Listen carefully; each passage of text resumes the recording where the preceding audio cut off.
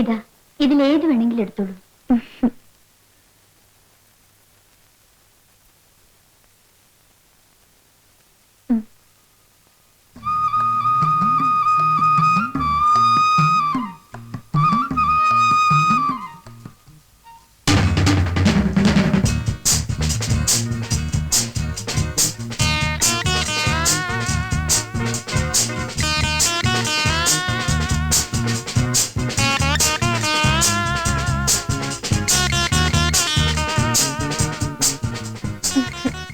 എന്താ ഇത്? നന്നായിട്ടില്ലേ? അയ്യേ, എന്തൊക്കെയാ കാണിച്ചു വെച്ചിരിക്കുന്നത്? പോയി ഇതൊക്കെ മാറ്റി വരൂ. എനിക്കിതാ ഇഷ്ടം.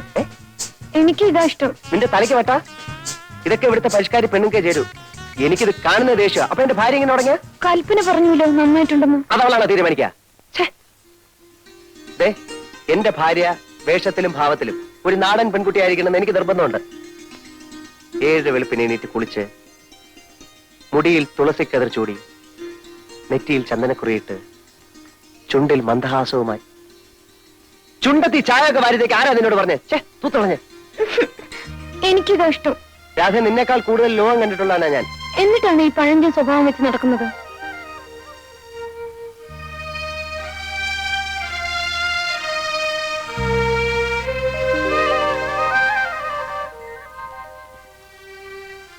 സ്കൂളിൽ എന്റെ കൂടെ പഠിച്ചിരുന്ന വാസന്തി കണ്ടിട്ടുണ്ടോ?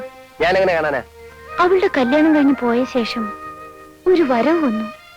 മുടിയൊക്കെ വെട്ടി, മുട്ടുവരെയുള്ള ഉടുപ്പും ഇട്ട് കാണാൻ എന്ത് ചന്തമായിരുന്നു. തന്നെ അശ്രീരായിരിക്കും. എന്തായാലും അവളുടെ ഭർത്താവിനെ പോലെ അല്ല ഞാൻ.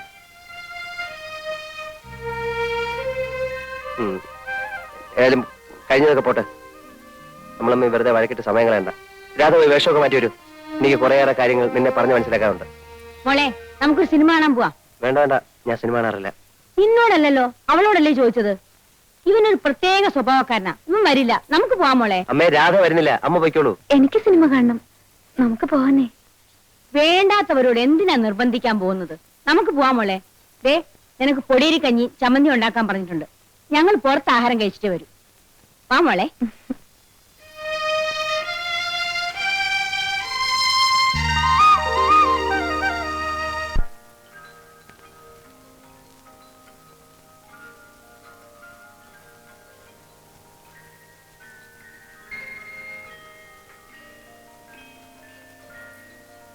Good night mummy. Good night. Good night.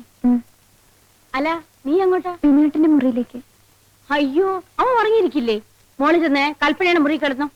അല്ല, അത് ഉറക്കത്തിൽ എണിപ്പിച്ചല്ലേ അവന് ദേഷ്യം വരും.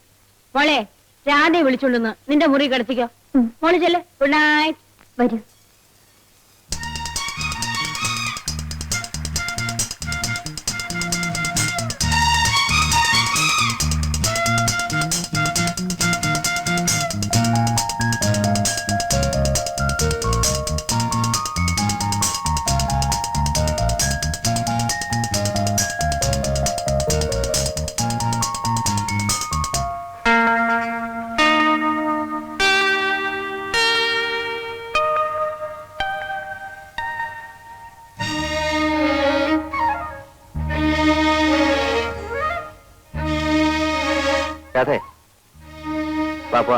എങ്ങോട്ടാ? എങ്ങോട്ടെന്നാ? നാട്ടിലേക്ക്. അല്ല, എങ്ങോട്ടാ? ഞാനില്ല നാട്ടിലേക്ക്. പിന്നെ നമുക്ക് ഇവിടെ കഴിയാന്നേ. വിനേട്ടൻ ജോലി രാജിവെച്ചു വരും. ജോലി രാജിവെക്കാനോ? എന്റെ അച്ഛനും അമ്മയും പറഞ്ഞിട്ട് പോലും ഞാൻ സമ്മതിച്ചിട്ടില്ല. നീ എണീറ്റേ, പോയി കുളിച്ച് ഈ വൃത്തിയായിട്ട് വേഷമൊക്കെ മാറ്റി വന്നല്ലേ. ഞാൻ വരില്ല. എനിക്കാ നാട് ഇഷ്ടമല്ല. ഇടി കഴുത്, നിനക്ക് വല്ല വിവരമുണ്ടോ? ഇത് ഫുൾ എയർ കണ്ടീഷൻ മുറിയാണ്. ഇവിടെ ഇരിക്കുന്നതിനേക്കാൾ എത്രയോ സുഖമാണ് നാട്ടിൻപുറത്ത് ആ തണുത്ത കാറ്റേറ്റിരിക്കുന്നത്. നിനക്കറിയോ, പ്രകൃതി സൗന്ദര്യത്തെക്കാൾ വലുതായി ലോകത്തൊരു സൗന്ദര്യവും ഇല്ല. ഇവിടുത്തെ പോലെ വല്ല സൗകര്യം അവിടെ ഉണ്ടോ? ജനിച്ചപ്പോ മുതൽ ഞാൻ ഈ ടൗണിലാണ് ജീവിച്ചത്. എനിക്കറിയാം ഇവിടുത്തെ സുഖവും അസുഖവും ഒക്കെ. എന്നാൽ ജനിച്ചപ്പോ മുതൽ ഞാൻ ജീവിക്കുന്ന നാട്ടിൻപുറത്തല്ലേ. ഈ പറയുന്ന ഒരു സുഖം ഞാൻ അവിടെ കണ്ടിട്ടില്ല. കാണുന്ന എന്നും കണ്ട് അന്തം വിട്ട് നിൽക്കുന്നവർക്ക് സാധിക്കില്ല. മനസ്സിലെ ഇത്തിരി കലാബോധവും വേണം. പച്ച പിടിച്ച് നിൽക്കുന്ന നെൽപ്പാടങ്ങൾ, നിറയെ ചെളിയും മണ്ണുമായിരിക്കും. മരക്കൊമ്പിലിരുന്ന് കൊക്കുരുമി കിന്നാരം പറയുന്ന കൊച്ചു കൊച്ചു കിളികൾ. എനിക്കവയെ കണ്ടാലേ കലിയ. പാടത്ത് വിത്ത് വെച്ചാ കാത്തു കെട്ടിയിരിക്കണം. കണ്ണു തെറ്റിയോ ഒക്കെ കൊത്തിക്കൊണ്ടുപോകും. ഓഹോ, അപ്പൊ നിനക്ക് പട്ടണ സ്വർഗം അല്ലേ? അതെ. പിന്നെ എന്തർത്ഥത്തിലാ നിനക്ക് എന്നെ ഇഷ്ടപ്പെട്ടത്? പട്ടണത്തിൽ നിന്ന് വന്നോണ്ട്.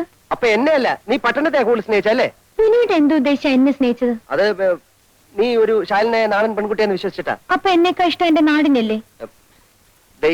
ഈ പെണ്ണുങ്ങൾ തർക്കത്തിന് പറയുന്നത് എനിക്ക് ഇഷ്ടമല്ല. നീ വരുന്നില്ലയോ? ഇല്ല. ആലോചിച്ച് സംസാരിക്കണം. ഒന്ന് തീരുമാനിച്ചാൽ അത് മാറ്റുന്ന സ്വഭാവം എനിക്കില്ല. ഞാൻ പോവുക. അതെ, ഞാൻ അവസാനമായിട്ട് പറയാണ്. അത്രയ്ക്ക് വാശിയാണെങ്കിൽ എനിക്കും വാശി തന്നെയാ. ഭർത്താവ് പറയുന്നതിനപ്പുറം പറയുന്നത് നല്ല ഭാര്യയ്ക്ക് ചേർന്നല്ല. സാരില്ല. നിന്നെ വിളിക്കാനായിട്ട് ഇനി ഞാൻ ഇങ്ങോട്ട് വരില്ല. വേണ്ട വിനു, നീ എന്തിനാണ് വഴക്ക് പറയുന്നത്? അവളിവിടെ നിന്നോട്ടെ. മോളെ, നീ അകത്തേക്ക് പോ.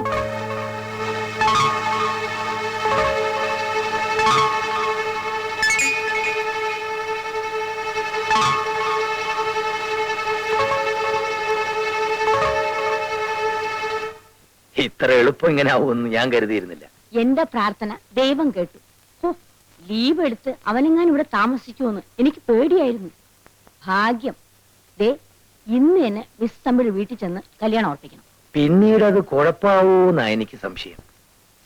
ഈ പെൺകുട്ടിയെ നമ്മൾ എന്ത് ചെയ്യും? ആ തന്റെയുടെ മുഖത്ത് കുറെ രൂപ എറിഞ്ഞു കൊടുത്താൽ മതി. വാലാട്ടിക്കൊണ്ടൊന്ന് എടുത്തോണ്ട് പോവും. അങ്ങനെയാണെങ്കിൽ അത് മാത്രം പോരാ. ഇവിടെ വന്ന് മോളെയും കൂട്ടിക്കൊണ്ടുപോയി ദൂരെ ഏതെങ്കിലും ബന്ധുവിന്റെ വീട്ടിൽ താമസിപ്പിക്കാൻ പറയണം. അതെ അതെ.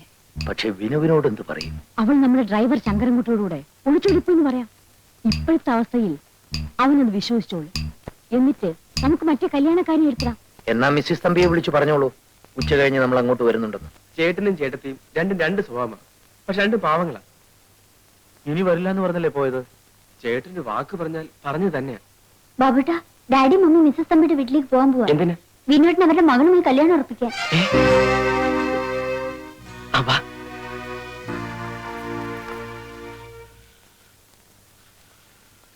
ഹലോ, പിന്നെ നമ്മുടെ വിനോട്ടിന്റെ കല്യാണം മിസ്സിസ് നായരുടെ വീട്ടിൽ നിന്ന് ഡ്രൈവർ ശങ്കരൻകുട്ടിയാ സംസാരിക്കുന്നത്. പെട്ടെന്നായിരുന്നു. ഒരു സന്തോഷ വാർത്ത. ആരെ അറിയിക്കാൻ പറ്റില്ല. നമ്മുടെ ബിജുവിന്റെ കല്യാണം കഴിഞ്ഞു. വിജു ഉണ്ടോ അവിടെ? ഇവിടെ തന്നെ ഉണ്ട്. അതെ, പെട്ടെന്നായിരുന്നു. വോയിസ് ഇവിടെ തന്നെ ഉണ്ട്. വോയിസ് കാണാമല്ലോ. വരണം കേട്ടോ. ശങ്കരൻകുട്ടി, എന്തോ വാ, മിസ്സിസ് തമ്പിയുടെ വീട്ടിലേക്ക് ഒന്ന് പോണം. എന്തിനാണാവോ? അത് ഞങ്ങൾ തീരുമാനിച്ചോളാം. നീ കാറെടുക്ക. മോള് വാ, മോള് വാ. അങ്ങനെ എന്താ പേര് മോളുടെ? എന്താ എല്ലാവരും കൂടെ? അകത്തേക്ക് ഇരിക്കണം. ഇങ്ങോട്ടിരിക്കാൻ കേട്ടോ. ഇരുന്നല്ലേ. അങ്ങോട്ടിരിക്കും, അങ്ങോട്ടിരിക്കും. ചെലവ് ചുരുക്കാൻ വേണ്ടിയായിരിക്കും അല്ലേ? മനസ്സിലായി. അങ്ങനെയൊന്നും ഇല്ല കേട്ടോ. അല്ല, ഈ മാരേജിന്റെ കാര്യം ആരാ നിങ്ങളോട് പറഞ്ഞത്? ഞാനാണ് മമ്മി. ഈ ഹാപ്പി ന്യൂസ് എല്ലാവരും അറിയിച്ചതിന്റെ ക്രെഡിറ്റ് എനിക്കാണ് കേട്ടോ. എവിടെ വെച്ചായിരുന്നു വിവാഹം? അത് പറഞ്ഞോളൂ മമ്മി. കല്യാണം കഴിഞ്ഞത് മാത്രമേ ഞാൻ പറഞ്ഞോളൂ. ബാക്കിയൊക്കെ മമ്മി പറഞ്ഞാൽ മതി. ഡൽഹിയിൽ വെച്ച് അശോക ഹോട്ടൽ. ഈശ്വരാ, ലവ് മാരേജ് ആയിരുന്നു. ലവ് അറ്റ് ഫസ്റ്റ് സൈറ്റ് അല്ലേ മമ്മി? കുട്ടിയുടെ ഫാദറിന് എന്താ ജോലി? ബിസിനസ്. മൾട്ടി മില്ലിയനിയറാ. മാരേജിന് നിങ്ങളൊക്കെ പോയിരുന്നില്ലേ? പിന്നെ പോകാതെ രാവിലത്തെ ഫ്ലൈറ്റിൽ പോയി നൈറ്റ് ഫ്ലൈറ്റിൽ തിരിച്ചു വന്നു. വിനീനും വൈഫും എവിടെ? അത് ബിനുവായിട്ടും ലീവ് കിട്ടിയില്ല. വൈഫിനെ ഞങ്ങളെയും കൊണ്ടുപോകുന്നു. അതെ അതെ. വിളിക്കൂ, ഒന്ന് കാണട്ടെ. അവള് പിന്നെ ഉറങ്ങാണെന്ന് തോന്നുന്നു അല്ലേ? ആരല്ലോ മമ്മി, ഞാനിപ്പോ വിളിച്ചോണ്ടിരാം. അവരുടെ വീട് കാണണം. തന്നെ പാലസ് തന്നെ. 12 ബെഡ്റൂമാ. എല്ലാം എ സിയാ. ഡ്രൈവർമാർക്ക് താമസിക്കാനുള്ള മുറി കൂടി എ സിയാ. കാറോ എത്ര എണ്ണമാ?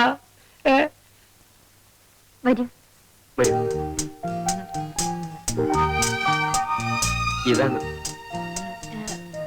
They are all my friends. ഇവരെല്ലാം മമ്മിയുടെ കൂട്ടുകാരികളാണെന്ന്.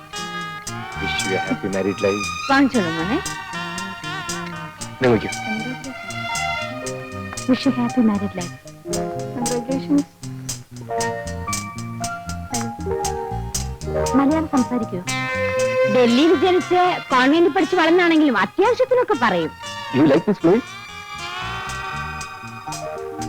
She likes Vinuetan more.